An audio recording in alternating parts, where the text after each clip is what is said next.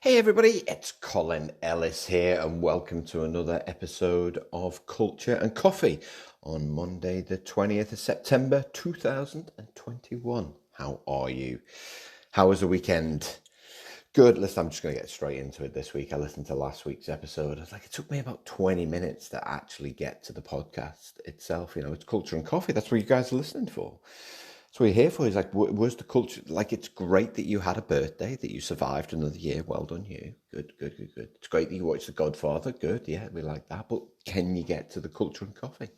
So I'm going to do that. I'm going to do that pretty quickly today. Although I will say I did watch Godfather 3 this weekend. We watched Godfather 1 and 2 last week, so we watched the third one this week. It's rubbish. It's absolute rubbish. I mean, Francis, if you're listening, not to decry your work, but yeah, you said the bar was ridiculously high, wasn't it? It's never going to match up to 1 and 2 anyway. And you felt like you had to finish it out, which I understand. It's like one of those things I've started, so I'll finish.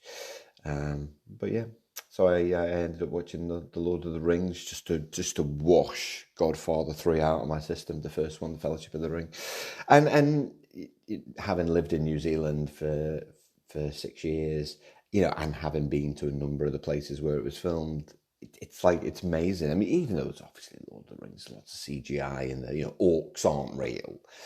I'm sorry if that's a bit of a surprise for you. There aren't orcs roaming the New Zealand countryside. Although there was a guy once. Anyway, that's a different story. Just how much of that scenery is real. I remember someone asking me once, like, "Oh, he lives in New Zealand. Is that what it looks like?" Like, yes, that's actually what it looks like. Beautiful, beautiful part of the world.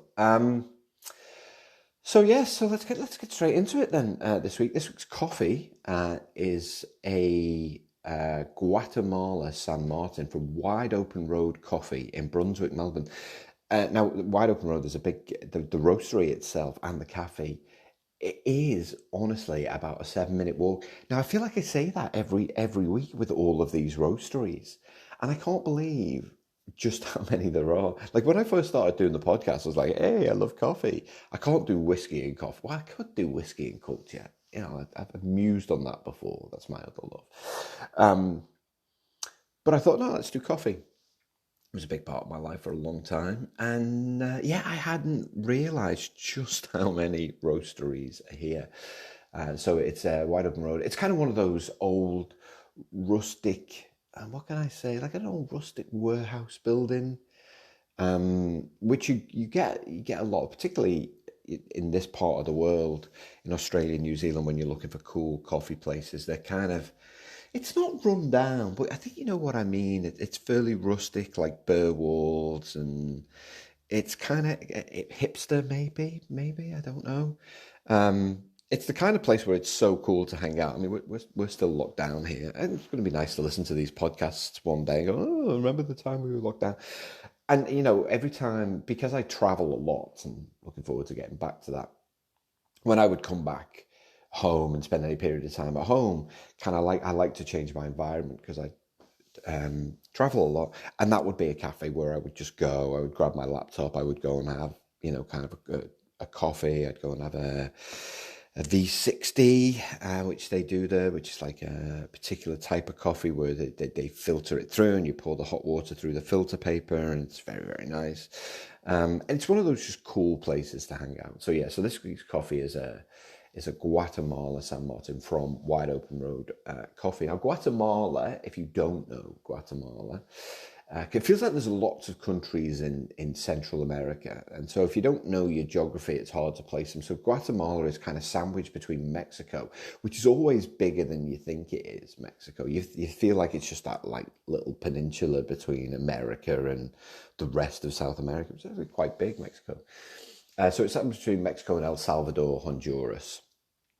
So it's almost kind of right at the bottom of that tail of North America. It's right there, and there's lots and lots of kind of volcanoes, and coffee is grown on the slopes of the volcanoes in Guatemala. Now, this particular coffee has notes of stone fruit, brown sugar, and cacao. Let me just have a little. I think that's how you pronounce it, cacao. It's probably so. very Northern English, cacao.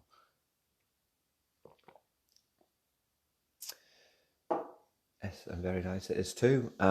Cacao, of course, is the pod in which cocoa beans grow. You knew that. You didn't need me to tell you that. Which, of course, make chocolate. That's the role that cacao plays in the world. Is it protects the coffee beans, which is very, very important. It protects the cocoa beans, which of course make the chocolate. Gosh, I'm getting confused with it. It's too early in the morning. Clearly, that coffee hasn't kicked in. I'm getting confused between coffee and chocolate. How could I? Guatemala, you may or may not know this, is the birthplace of chocolate. Because the Mayan civilization, so if you've been to Guatemala, you know that there's lots of historical Mayan sites there. I haven't. I'm making out that I have been there. I haven't. In fact, I haven't been anywhere in... Oh, I went to the Dominican Republic because I went on a cruise around the Caribbean with my brother. That's a different story. But that's about it, I think. It's Dominican Republic, Central America? Not even sure if it is. And I'm not looking it up. Way too early in the morning, that's what we're listening for. So it's the birthplace of chocolate. The Mayan civilization cherished it because of its health benefits. So that's one for you chocolate lovers. And it does have health benefits. It does. Like some of them proven, some of them may help, right? But it does. Now, but the health benefits come from the kind of 85% dark chocolate. You know, the really dark, it comes in like wafer thin kind of bars, not a massive slab of dairy milk. You know, that dairy milk crows. Oh, he's giving me permission. It's healthy. I didn't know that. As soon as this podcast finishes, I'm going to buy the biggest part of chocolate and eat it to get healthy. I'm not a health professional. Clearly, this is not what this podcast is about. So it's got lots of, that really dark chocolate with lots of fiber, minerals, antioxidants, and it may reduce heart disease. It may reduce heart disease, so the experts say. But it's only one or two pieces of really, really dark chocolates. So yeah, it's the birthplace of chocolate. The Ivory Coast, interestingly, which is always a place I've wanted to go, the Ivory Coast. The people just seem so cool. I met someone from the Ivory Coast when I was in Mauritius. I did a speech in Mauritius for a conference, which was fabulous. And I met someone from the Ivory Coast. Just so much fun, so colourful in the way they dress. I just fancy going there. They're the largest producers of coffee. 40% of the world's total chocolate is produced in the Ivory Coast. All right, so that's the coffee. Let's get on to the culture piece now. Every organisation, it doesn't matter how big you are. It doesn't matter if it's just you on your own, you're working on your own, or it's a kind of 50, 100, 200,000 people does projects. Now, a little bit of an educator. I'm going to teach you to suck eggs a little bit here. You probably already know this, but from a culture perspective, so organizations create a vision. Off the back of the vision, they build a strategy. The strategy lays out for the next, usually 1 to 3 years, kind of what the organization is going to do in order to achieve its vision. That's what the strategy does. Out of the strategy, we get a series of goals, and the way that we deliver those goals is through our business as usual work, the stuff that we do every day, and projects, which is the stuff that keeps us fresh, keeps us relevant, addresses things that are broken, introduces new stuff. And then underpinning all of those things is culture. Now, I wrote a blog on silos last week because, often I hear from organizations, we've got too many silos. Well, every organization every team starts out as a silo, but it really depends how much money, how much time, how much effort you put into turning that silo into a subculture, right? And projects are just one example of a subculture within the organization. So we bring a group of people together for a short space of time, usually, to deliver a particular product that we need to get the benefits from, so that the organization can either, increase its production building capabilities or whatever it is you want to do, achieve the goals, contribute to the vision. All right, so deliver your strategy, contribute to your vision. Hopefully you get that. That is literally the way business works. There you go. You don't need an MBA. If you just send me your email, just send me an email at cde@culturefix.xyz. I'll send you a certificate. just to say that you're qualified in business now. But that's the way that business works. We don't teach people that. We don't, and I've talked in the past about the fact that we don't teach people how to build teams, and we should. If you want great cultures, you've got to teach people how to build teams. Now, of course, that's the work that I do, so I would say that. But if you want a good culture, that's how you do it. If you want to achieve success in business, then teach people simply, very, very simply, using basic language, not Harvard language, basic language on how to do it well. So projects are the way that we keep ourselves match fit. Now, the reason that your projects fail, and you'll come up with a load of excuses, like we're great in the project management. Projects were my life for the best part of 20 years. And we're great in the project management world at two things, right? One, collecting badges, because project managers are like the scouts. They have a badge for everything. Oh, I've got my PMP. I've got my Prince 2. I've got my Scrum. Like, and they wear these badges. Like, it doesn't mean that you're competent at your job. Like, no disrespect. Like, theory and practice are different. Completely different. So you can go and learn the theory, you can get a certificate, and that's awesome. Good for you. I'm highly encouraging of personal development. But then you have to put it into practice. And often when you do that, you realize that all the stuff you learned in the book doesn't really work, because you've got John over there who's been an idiot, who's getting in the way of everything, and it doesn't tell you anything about that in the book. So what do? So that's the first thing. The second thing is we're great at blaming things for projects going wrong. Things like scope creep. Like we turned our back for a minute. It's like, I was just sat there. I turned my back to go and get a cup of tea. All of a sudden, the scope crept in. Like, when I wasn't looking, it just came in. I don't know where it came, like caught you back. Who are you? Oh, you're scope, are you? And you want to add yourself to my project. So scope creep, poor planning, clashing priorities, too many issues, communication breakdowns. Gosh, not enough time.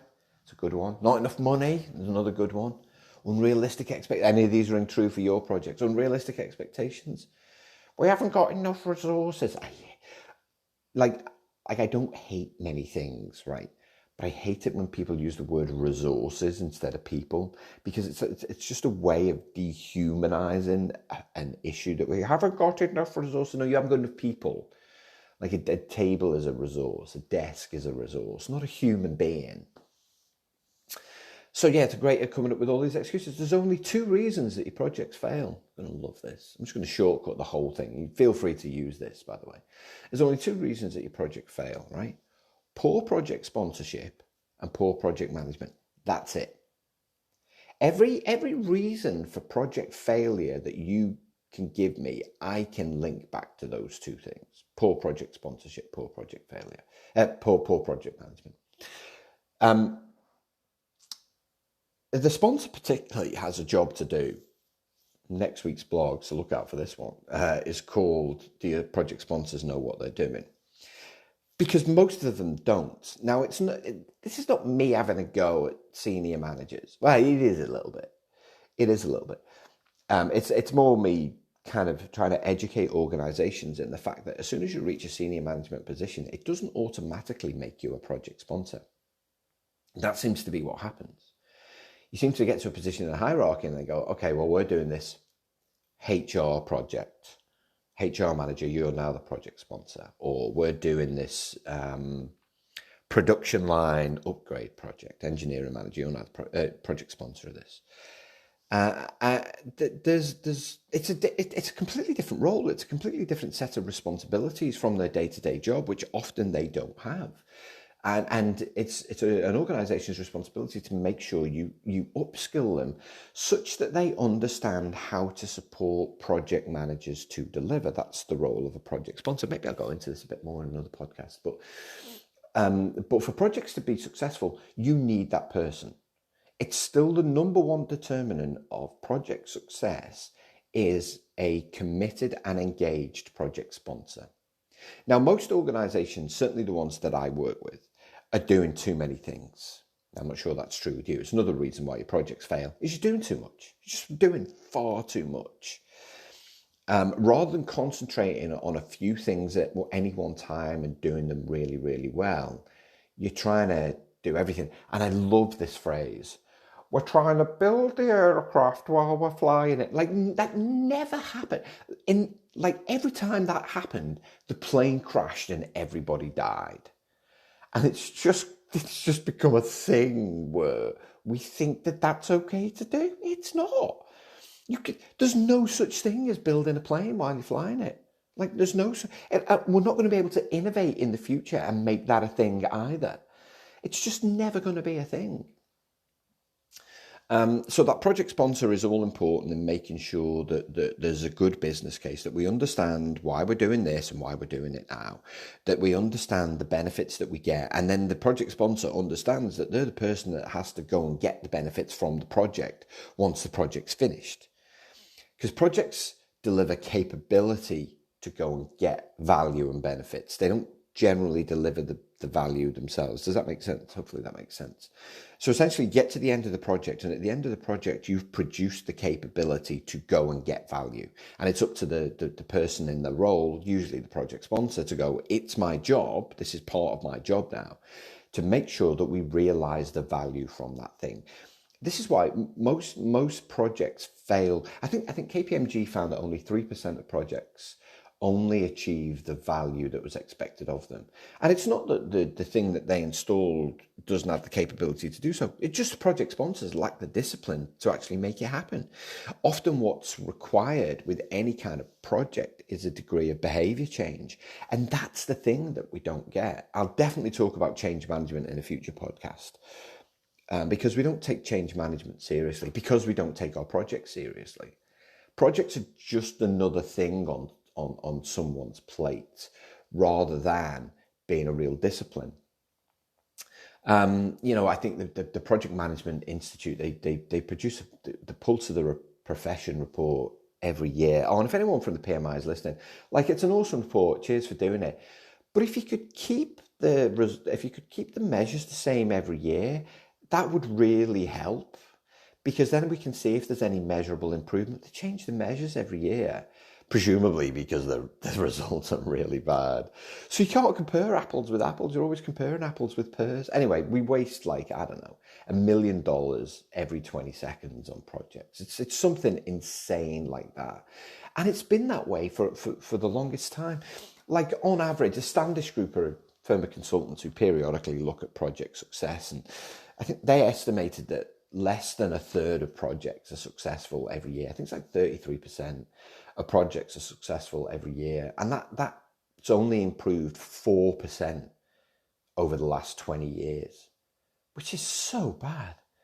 It's so bad. I think, organizations that really care about doing projects well, they invest in learning programs. They make sure that there's good strategic planning. They make sure that things are staggered. They make sure that, Spotify have things, they have this thing called 10 bets, where they only work on 10 projects at once. I think that's a great model to follow. That's something that I recommend to all my clients, because, despite all of the talk around projects, they never seem to get any better. And one thing you definitely don't need to do is overhaul your current processes. That seems to be the focus for many PMOs. Now, a PMO, a project management office, can add real value, but only if it doesn't get lost up itself, kind of with its processes and its reports. Remember, the job of a PMO is there to support the organization delivering projects successfully, not to get in the way of it, not to mandate process. Trying to create a mini dictatorship in your projects. And one thing a project management office could do, or an organization could do, is make sure that project managers know what they're doing.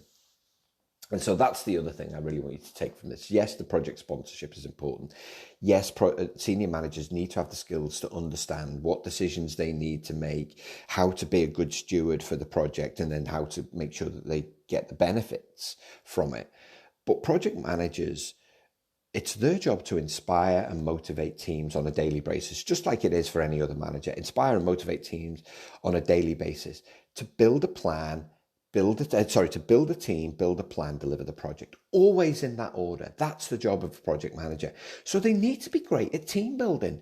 They need to be great at planning. At the end of the planning phase, you get to the point, you go, here's the plan, cool. How long is it going to take? How much is it going to cost? You compare that to the business case.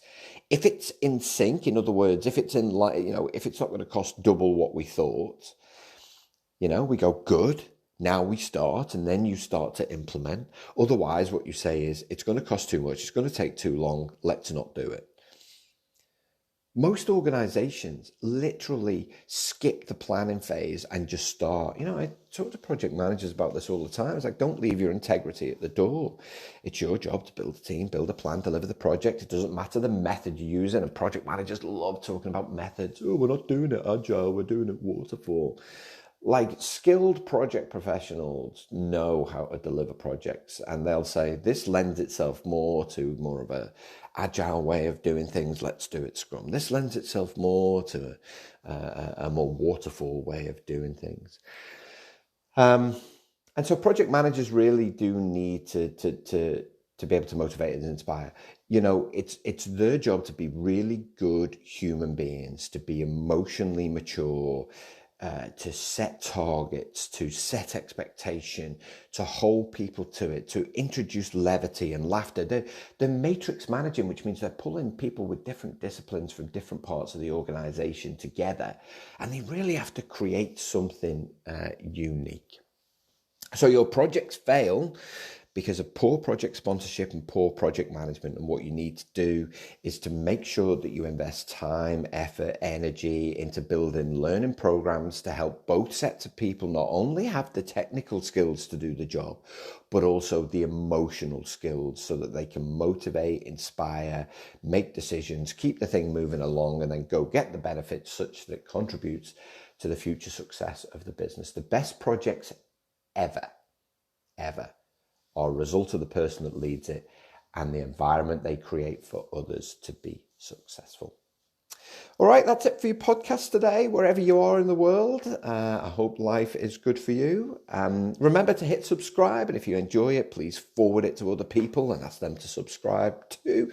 And if you've got any ideas or things you'd like me to talk about, you can drop me a note at cde@culturefix.xyz, or else find me on LinkedIn and send me a message there. See you next time.